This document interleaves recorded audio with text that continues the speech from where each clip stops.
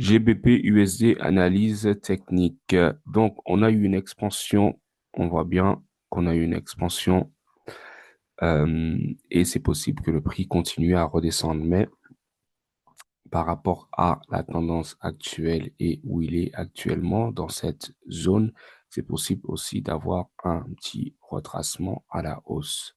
Donc, l'idée serait de voir si on peut capitaliser sur ça. Lorsqu'on est sur le 1 heure, on voit qu'on a une zone de demande ici. On peut activer le supply and demand sniper qui va nous identifier cette zone ici. Donc, ensuite, lorsqu'on est sur 30 minutes aussi, on voit une pattern qui est assez simple, c'est-à-dire que le marché est descendu en 3 poussées et il doit faire une correction.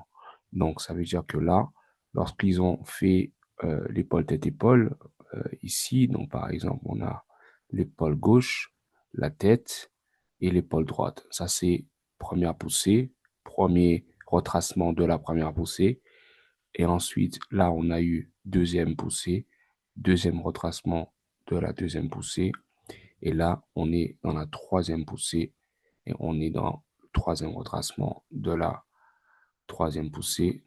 Et ça a pris une liquidité. Donc là, ça recommence ici. Et donc, c'est là, en fait, qu'on va potentiellement voir un retracement se faire par rapport à ce point haut.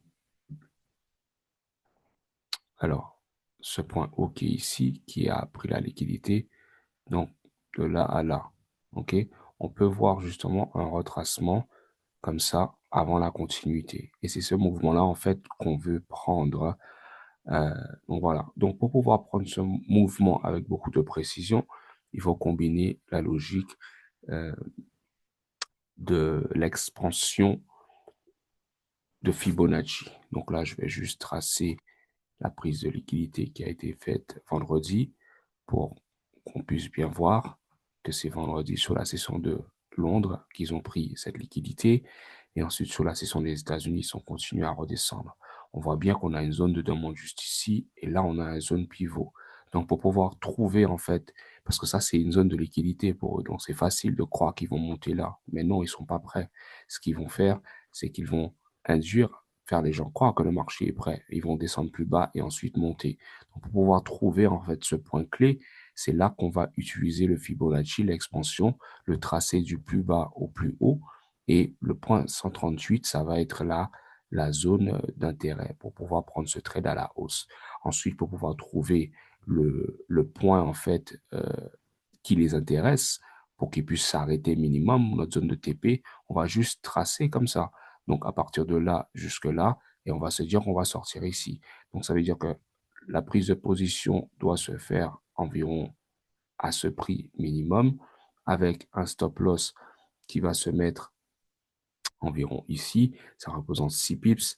Et ensuite, on va mettre le TP ici. Donc, vous voyez, ça fait un retour d'investissement de 9. C'est-à-dire qu'on peut risquer en vrai 1% euh, et aller chercher 9%.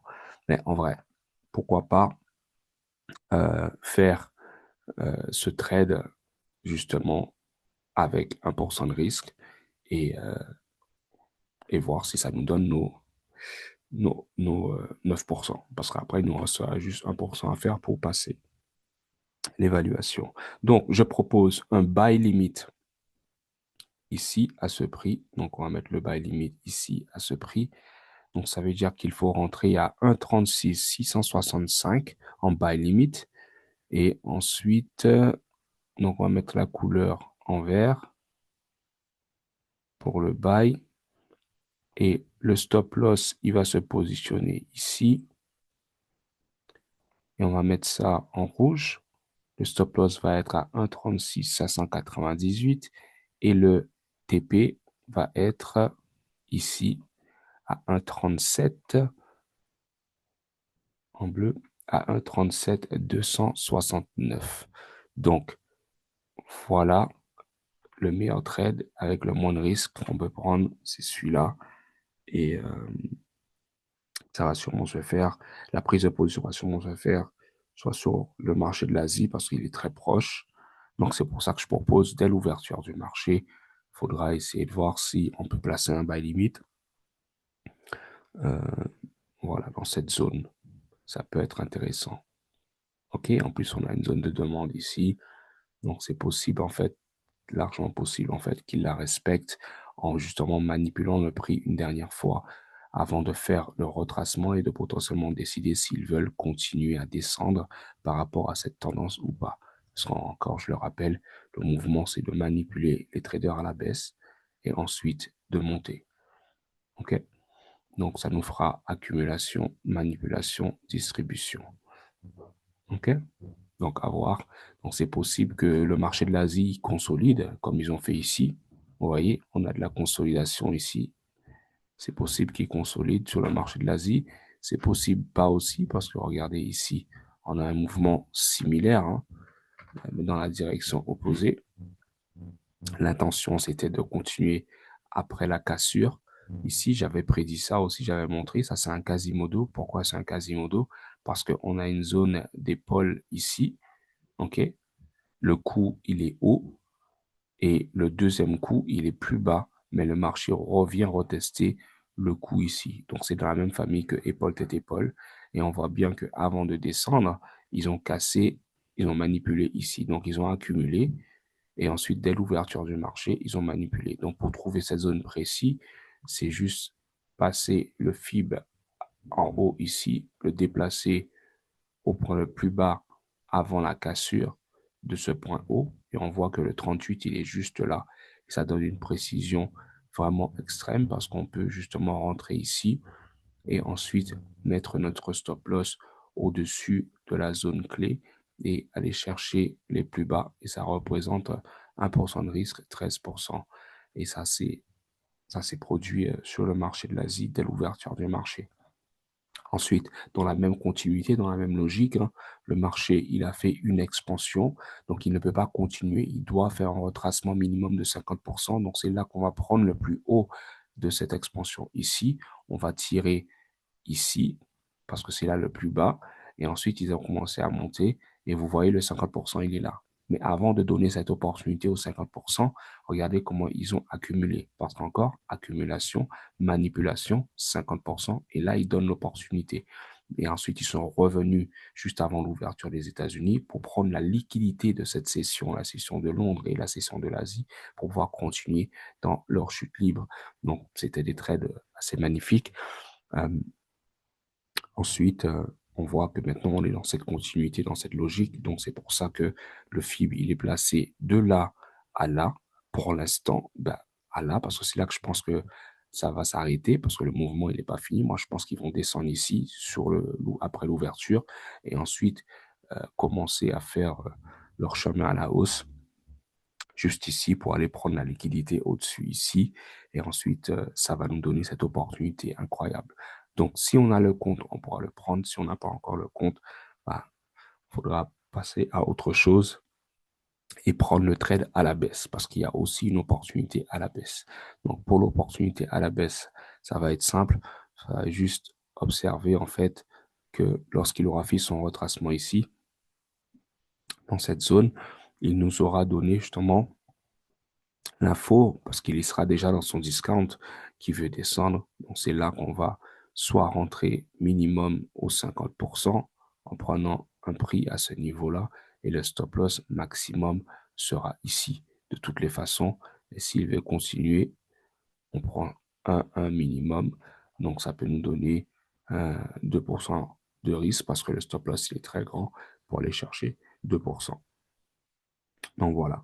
Donc, c'est soit on prend celui-là, 1% de risque pour 9, mais ça m'étonnerait qu'on ait déjà le compte parce que ça va se faire dans la nuit, sûrement dans la nuit en tout cas. Mais il faut placer en fait le buy limit, c'est tout. Ça, c'est juste un trade. Il faut placer un buy limit, pas besoin d'exécuter en direct. Et là, pas forcément placer un buy limit, mais attendre de voir en fait la courbe quand ils sont prêts, parce que dès qu'ils passent au-dessus du 50, on est dans une grande zone d'intérêt, en fait, pour changer de direction, pour aller dans la continuité de cette tendance et pour aller potentiellement plus bas.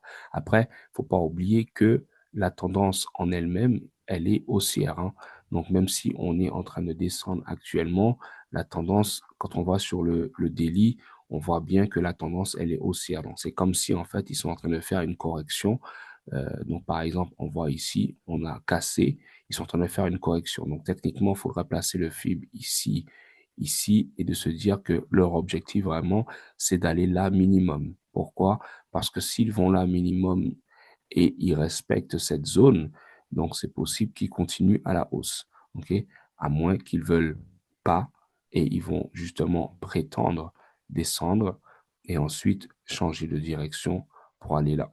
Mais pour l'instant, on est toujours dans une tendance haussière et tant qu'il ne casse pas en dessous de ce point, on reste dans une tendance haussière. Donc, c'est pour ça que je trouve assez intéressant de nous dire que, bon, même si vendredi le marché est baissier, mais c'est pas, euh, on peut espérer voir un retracement sur la journée sur les journées à suivre qui vont nous permettre justement de prendre un trade euh, avant la continuité, euh, comme ça, avant la continuité ici.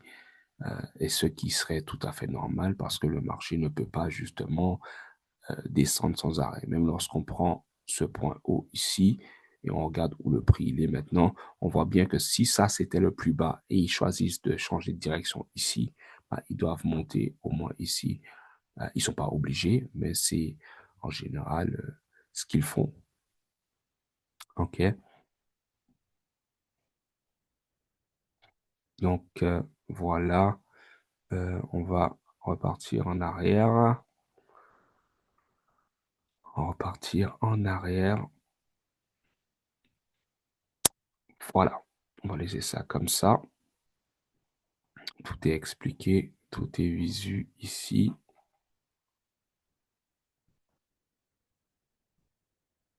Voilà. J'espère que c'est assez clair. On a une zone de demande qui n'est pas prête. On a de la liquidité qui s'est formée. On attend que le marché descende ici. Il faut acheter ici. Stop loss ici. Premier TP ici. Fin. Donc voilà. Risquer 1% pour aller chercher 9%. Fin. OK les gars? C'est un trade de 60 pips, c'est pas énorme. Bon, je vous laisse avec ça.